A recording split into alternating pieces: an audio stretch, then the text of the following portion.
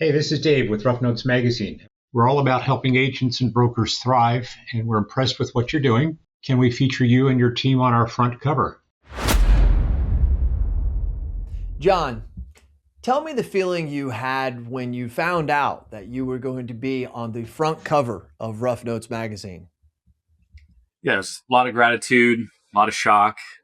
We try to fly under the radar as much as we can as an organization. We're not ones to wave the marketing flag too much to our advantage, but really been familiar with Rough Notes and all the great agencies that they've celebrated over the years. So want to make sure we live up to the standards that they've set for a long time. It's kind of surreal, isn't it? Yeah, absolutely.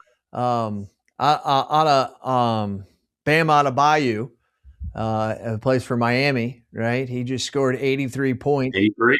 Yeah. And one of the things that he said there is he said, it's overwhelming. I know what I've done, but when I hear my name with Wilt and Kobe, that takes it to a different level, right?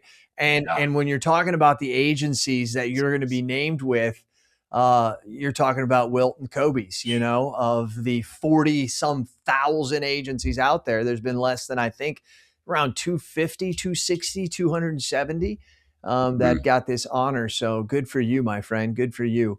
I've got a whole slew of questions, but just so you know, I'll let the front cover listeners know that your firm operates with more than 50 offices across 6 states, nearly 600 associates. Boy, you're a busy man.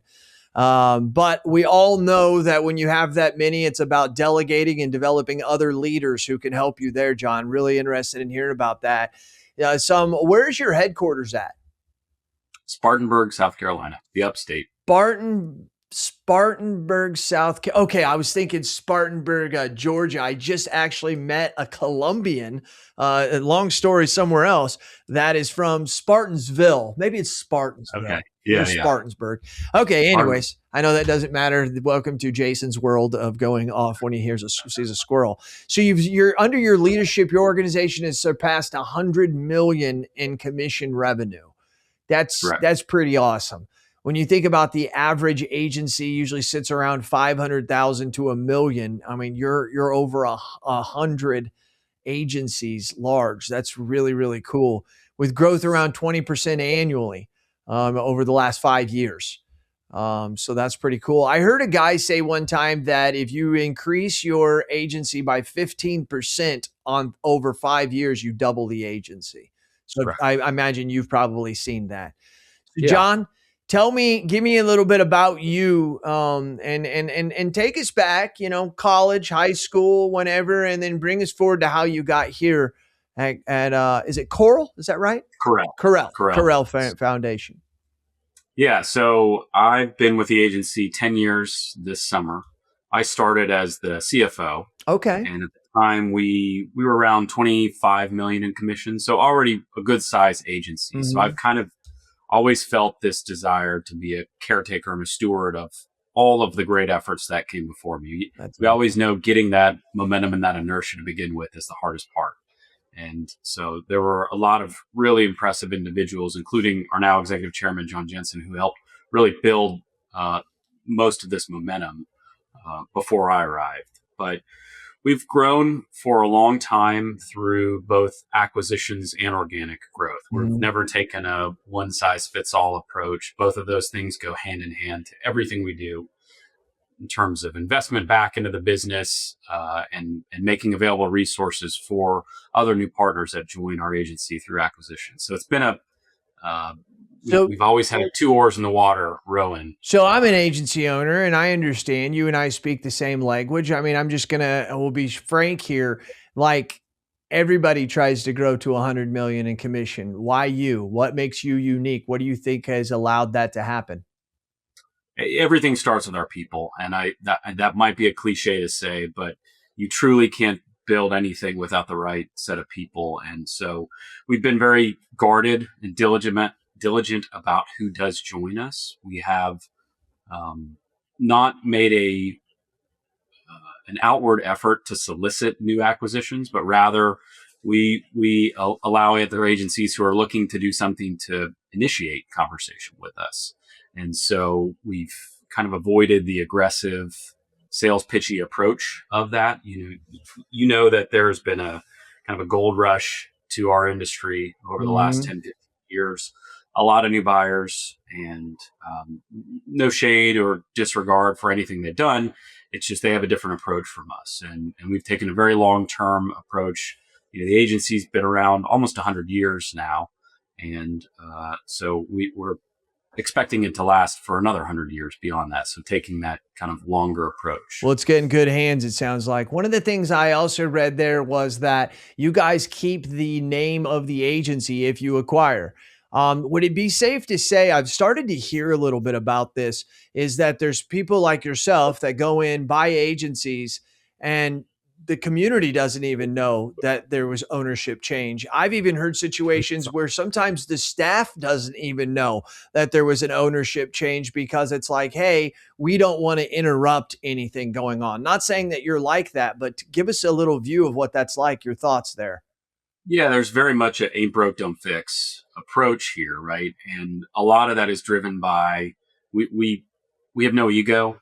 The name of Correll doesn't mean everything or anything in many of the communities that we're located in. We have offices now in over 6 states, over 50 offices, but some of those brand identities have existed longer than Correll's existed.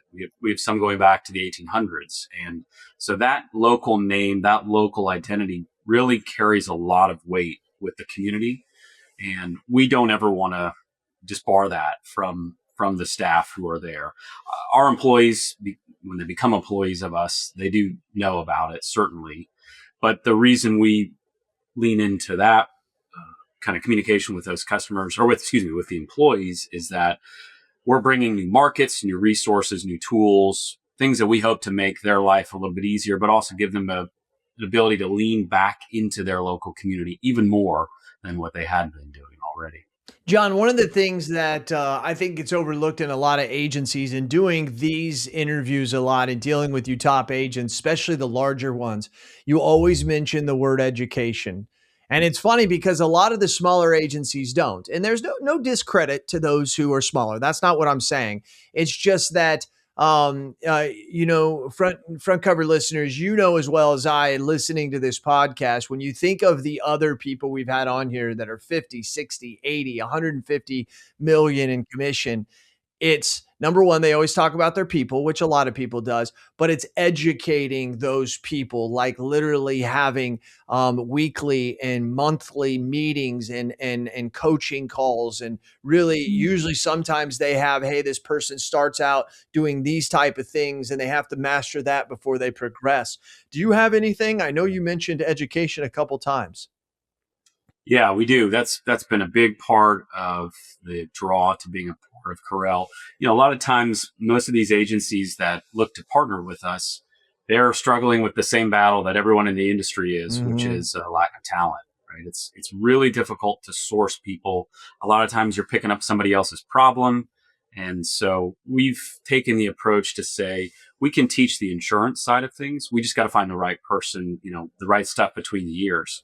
And so we've really leaned into building out a pretty robust training platform, not just from an insurance education perspective. We have somebody who is full-time dedicated to teaching all of our associates. We extend access to all sorts of certifications or designations. But then we also have people training full-time on how to utilize our system, our tools. Right? So we don't want them to just have the knowledge to interface with the client, but we want to make sure that the way in which they do it is most efficient and within compliance from our E&O perspective as well. So we've leaned into that a lot. We continue to. It has opened up an entire new pool of talent for us, which again has been a huge factor to the win in our sales. This is something that I think is huge, John, and I think you see it. I'd love to get your thoughts here. Training is becoming a requirement. Like these guys and gals, especially getting out of college in the last 3, 4, 5, 6 years, they're used to going into jobs that give training, that have a 30, 60, 90 day training window there. And that's just not us independents for a whole. Do you find that to be true with the people you hire? Yeah, and the old school approach, particularly in the producer role, has been you get the same level of training I got, which is a phone book and a windowless phone. room and a rotary phone. Good luck, right? And boy, do I have so much admiration and respect for those who started that way and built into large businesses. But I think that's just that's a little bit more nuanced now. I think that the talent pool that's coming in has a little bit a different approach, different expectations. And for us to retain high quality talent, we need to put a little more than just training wheels out there. We need to, make sure that they're properly equipped to meet the needs and expectations of our clients, which are also continuing to evolve just as much as the training needs for our employees are. So you sit on the NetView board, go big orange. That's what I always like to say whenever I see them. I'm a Vertafore guy as well. So that means that technology, and you've mentioned it a couple of times already, is huge to you. Where do you see technology going yourself in the next 3 to 5 years? Boy, that's a tough question, but where do you see it? Yeah, how long do we have? Right. I mean, I think AI is going to be the buzzy conversation along the way, and I don't view that as a replacement, but an enhancement. And I think it's no different from some of the other tools that have come before us, other than the fact that I think it's a little bit more complicated and it's a little bit more nuanced to adopt. I think from our standpoint, we are big fans of the NetView community and the Vertafore ecosystem, and so we've really tried to lean into tools that truly integrate amongst the same platform. We don't need, a box of tools over here and a box of tools over here, and there the two shall meet. We need all of our tech stack to really integrate and communicate with each other. And so I think that there will be a continuing, deluge of new tools and resources that keep coming out. We're not the most aggressive adopters of the cutting edge technology, but we stay very attuned to what's out there. And we want to make sure we're not missing out on the right next tool to add. Right. We want to give our folks the sharpest arrows in the quiver. And if we're not paying attention to that, we're going to really, really miss a lot of great opportunities over the next couple of years, both from a tool standpoint and from a depleting labor standpoint. Right. And I love how you use the word enhancement, because I think there's a lot of people that will scare you. And to be honest, I mean, I think that the CEOs of Anthropic and OpenAI and all of them, I think they're about just as clueless as we are.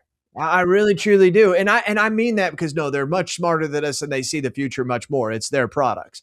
But to sit here and say 50, 60, 80% of white collar jobs are going to go away. I mean, John, you work in an agency that's got 600 associates. You know that in the next 5 years, you're not losing 300 people. It's just not happening. We have a kind of a moat, which I think is very temporary, in the fact that you have to have a license. So that does eliminating us from being totally eliminated. Now, how long that lasts through legislation or no, I say this a lot, John. I think that we, as the insurance industry, we don't realize how powerful our lobbyists in DC are going to be until the next 3 to 5 years, because there's going to be a lot of, hey, can we license these agents, these agentic agents and stuff? And we're going to need those people to really fight for it. But I also just think of my customers, right? You think of your customers. I mean, a lot of them in 3 to 5 years are still going to want to call us. I'm not trying to, front cover listeners, I'm not trying to sound like the old guy here, okay? I'm just being real, that if you deal on the front line with your customers, you know how they simply act. And for it just go away and not need that person-to-person business, I don't think that they're understanding, and I hear all these things about, well, AI can run these reports and do all this. And I'm like, listen, running reports is not selling insurance. That's not judgment. That's not skill. That's not elevated conversations. What do you think about that, John? Yeah, you're spot on. I think first we like to give shout outs to the Big I. We're big fans, advocates of them. InsurePac, that's right. Our chairman, Mr. Jensen, was very involved with the Big I for a long time on the national committee level, and we've seen firsthand the aid and support that they really can provide to our industry. And I think a lot of people sometimes lose sight of that, but I think you're right. I think leaning into that over the next couple of years is going to be very big. I also think that, we're not the only ones dealing with the transition and change of AI. And I think our clients are really going to be battling through this as well.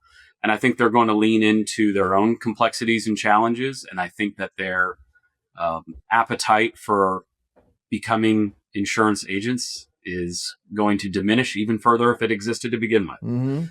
Those rare, couple of customers that like to play agents in fact on the sideline. I don't think we're going to see this movement to replace, but actually to lean into the trusted advisor, the support that is just so far out of the swim lane of what our clients are focused on themselves. Right. And from our standpoint, we don't view it as a risk to a large percentage of our staff. We view it as an opportunity to continue to grow that top line and to take on more challenges, more clients, more opportunities, maybe with less headcount over time. Certainly not adding more, but we're not in any consideration to terminating or laying off or anything like that. In fact, we're leaning in and continuing to hire more because we still view a lot of opportunity out there for us. That's exactly right. I love that. I absolutely love that. I feel the same way.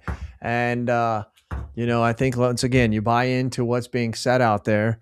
It can seem scary, but it's just not for me. Also, there's a little common sense, and we're going to get back, but I just, when you have 30 million jobs that they predict you could possibly lose over the next 3 to 5 years, could you imagine how much riots there would be in this country? I mean, we got people who have car payments and house payments, and all of a sudden, I mean, if we lost 1 million jobs in the course of a year, the government would be like, whoa, we got to do something. You know what I mean? So I think there's so many other factors that we lose sight of. But I can see it. Even if you're a consumer, the things you can already do with a chat or a Claude or a Gronk or a Gemini are amazing. I mean, absolutely mind blowing, So you can see that. By the way, what are you? Are you a chat? Are you a Claude? Which one do you like? I'm an equal opportunist. Oh, get out of here, John. I know you can use all, but when you get on and you're doing your transcripts or you're rewriting emails, what do you use? Copilot? Copilot? Yep. Well, I tell you what, they weren't very good, but in the last 2 or 3 years, they've really come on. They really have. Yeah. And then if you use the whole Microsoft suite, it's like, hello, I'm telling you right now, I'm a big Claude guy, but I'm really thinking about investing more in that Copilot. Good call there. Once again, as you said, not trying to have tools over here and tools over here. Let's try to make it encompassing. That makes sense. Exactly right. That makes sense. What was the moment you realized that Correll was becoming something bigger than just a regional agency? When was that moment? What'd that feel like?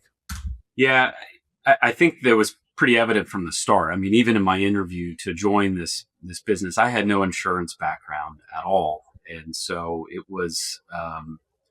I asked a lot of questions of a lot of people. I have no shame in playing the dumb guy and asking as many questions as I can.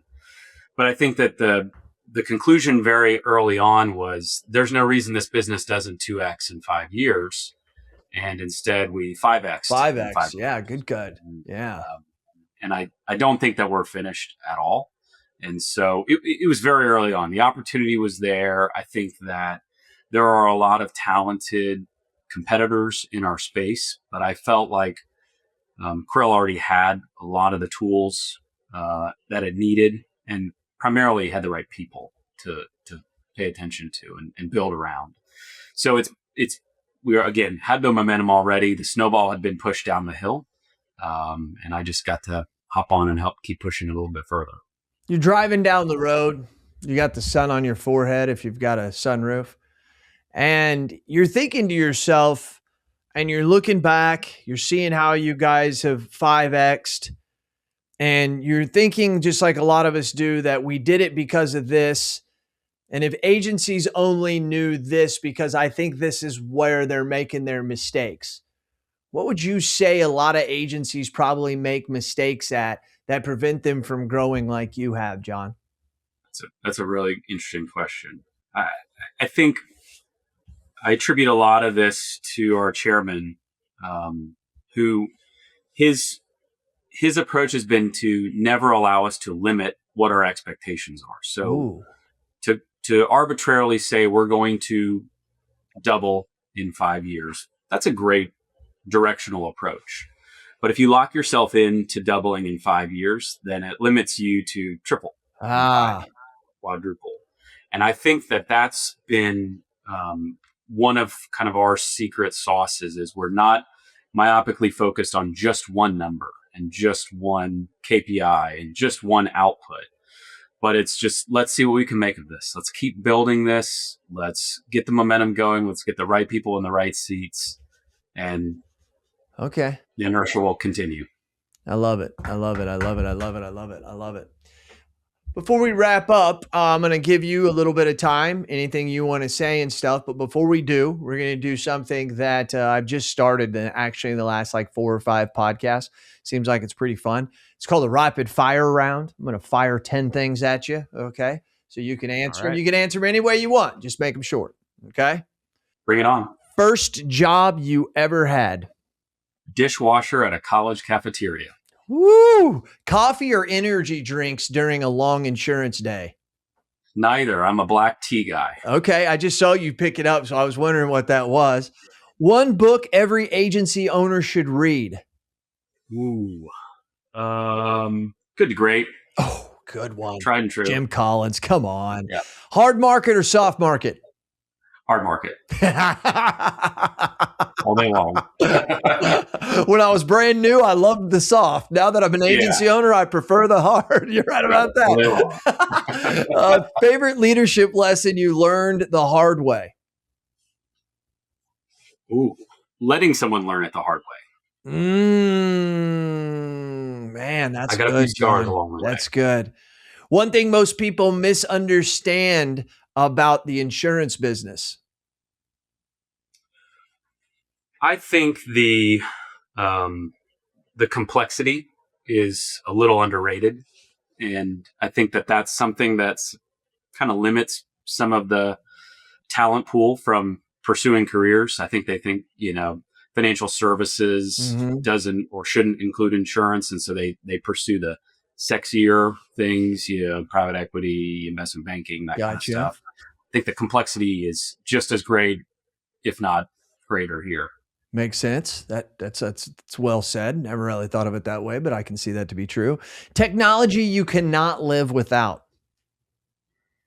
Probably my phone. Right. That's true. And how long do we keep calling it a phone, right? You know what I mean? There's going to come a point in time where our great grandkids are going to, hey, Grandpa, why do you call it this? So one thing young producers should focus on in their first year. Find a mentor. Bam. Find a mentor and lean into it. If you weren't in insurance, what would you be doing? I would probably be a teacher or professor of history. Really? Wow. I could definitely say that'd probably be one of my top 3. Yeah, that's good. I like that. Tells me a lot about you, John. Last one. Best advice you've ever received from a mentor?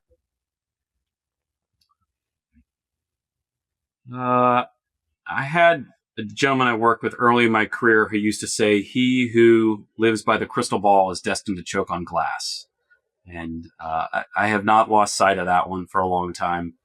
I really like to think about that. Even again, talking about the way we've approached growth and opportunity is just be real careful about that.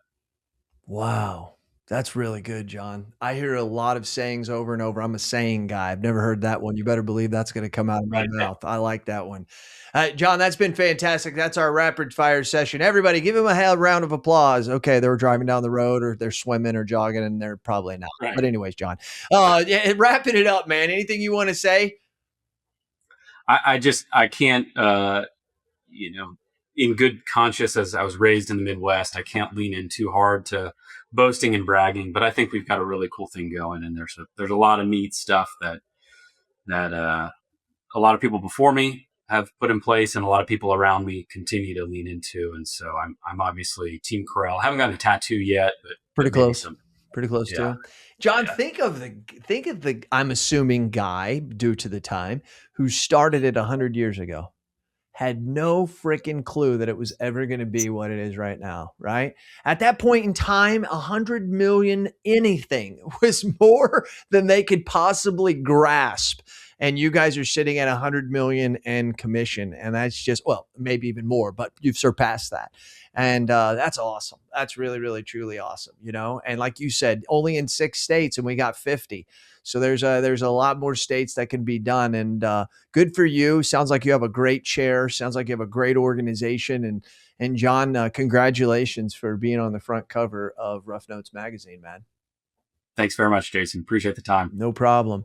And so once again, Rough Notes, Dave and his crew came through. They found the best out there, and they brought them directly to you.